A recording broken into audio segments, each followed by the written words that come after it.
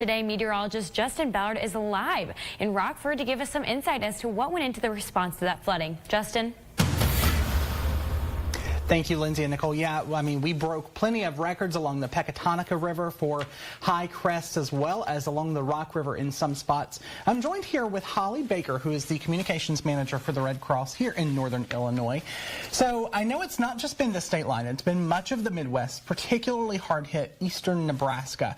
So how did you guys plan for and prepare for the flooding before it happened? Right. So as an organization, the Red Cross, we definitely keep a close eye on the National Weather Service. We work with local partners to make sure that we're prepared for events like this. We really saw some severe flooding across the Midwest, and we even had a handful of volunteers right here from Northern Illinois deploy to Nebraska and that area to help out because the damage was so severe. So it really takes a lot of organizations working together to make sure we're able to respond. Had any of the damage that you guys saw, I don't know if you particularly went, but had anything like that been seen by the people that did volunteer and help out? No, I think that every disaster is different, and every disaster affects each person differently, and it doesn't matter how big it is because it feels huge to the person through it.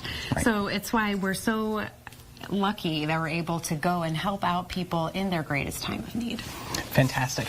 And one more question. So how are you preparing now for, of course, the threat of more flooding in the Midwest? Absolutely. So like I said, we definitely keep an eye on the National Weather Service and our own local meteorologists like you, Justin. And we work with those local partners, faith-based organizations, public safety, community organizations, to make sure that we are prepared and have supplies pre-positioned and that we have already identified places that can be used as shelters.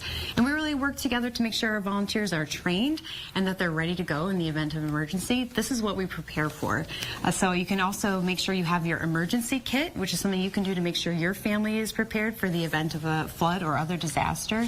And there's more information on what to put in that kit on our website. Fantastic. We're actually going to talk a little bit about that coming up in just a few minutes and kind of get you some tips on how to prepare for the potential for flooding, not just flooding, but natural disasters in general, coming up in just a few minutes. But for now, back over to